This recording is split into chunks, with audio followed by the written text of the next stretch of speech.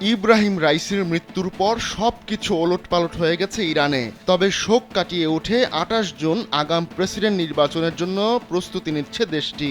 এই নির্বাচনকে ঘিরে প্রতিদ্বন্দ্বী প্রার্থীদের মধ্যে প্রতিযোগিতা শুরু হয়ে গেছে। সাবেক প্রেসিডেন্ট সহ কয়েকজন আইন প্রণেতা এই নির্বাচনে দাঁড়ানোর জন্য মনোনয়নপত্র জমা দিয়েছেন। তবে তাদের ভাগ্য ঝুলে আছে গার্ডিয়ান কাউন্সিলের হাতে।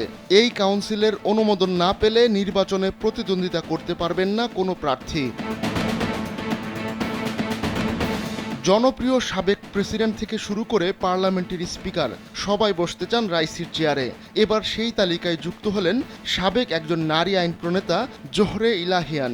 গার্ডিয়ান কাউন্সিলের অনুমতি পেলে তিনিই হবেন ইরানের প্রথম নারী যিনি প্রেসিডেন্ট পদে প্রতিদ্বন্দ্বিতা করতে পারবেন। স্যান্ডেলিনা সো, রূপচর্চায় আভিজাত্য। তবে সেটা বাস্তবে কতখানি ফলবে সেটা সময়ই বলে দেবে।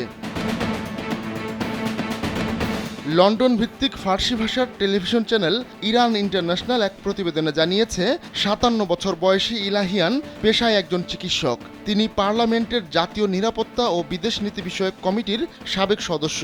এর আগে তিনি ২ বার পার্লামেন্টের সদস্য নির্বাচিত হয়েছিলেন, তাই পার্লামেন্টের পদঘাট খুব ভালো করেই চেনা জানা আছে তার। প্রেসিডেন্ট পদের জন্য মনোনয়নপত্র জমা দেওয়ার পর ইলাহিয়ান জানিয়েছেন তিনি দুর্নীতি ও অর্থনীতি নিয়ে মনোযোগ দিতে চান।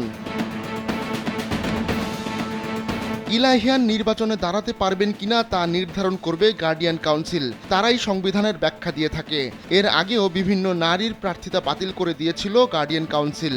ইরানের সংবিধানের ১১৫ নম্বর ধারা অনুযায়ী প্রার্থীকে অবশ্যই রাজনৈতিক বা ধর্মীয় ব্যক্তি হতে হবে। এখানেই বিতর্কের তৈরি হয়েছে। ২০০৯ সালে জনপ্রিয় ইরানি প্রেসিডেন্ট মাহমুদ আহমাদিনেজাদ ইলাহিয়ানকে মন্ত্রিত্বের প্রস্তাব দিয়েছিলেন, তবে তিনি তা প্রত্যাখ্যান করেন। ইরানের প্রেসিডেন্ট নির্বাচনে আরও কয়েকজন কট্টরপন্থী নেতা মনোনয়নপত্র কিনেছেন। তাদের মধ্যে রয়েছেন ইরানের মেয়র আলী রেজা জাকানি, সংস্কারবাদী আইন প্রণেতা এবং সাবেক প্রথম ডেপুটি স্পিকার মাসুদ পেজেশকিয়ান এবং সর্বোচ্চ নেতার অফিসের একজন সদস্য ভাহিদ হাগানিয়ানও প্রেসিডেন্ট হতে চান।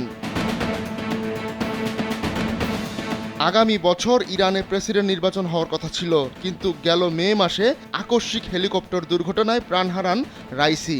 এতে হঠাৎ করে ইরানের রাজনৈতিক পরিমণ্ডলে শূন্যতার সৃষ্টি হয়েছে। সেই শূন্যতা পূরণে কে হবেন ইরানের পরবর্তী কাণ্ডারি, সেই অপেক্ষায় রয়েছে বিশ্ববাসী। কারণ তেহরানের মসনদ হচ্ছে একটি জ্বলন্ত উনুন।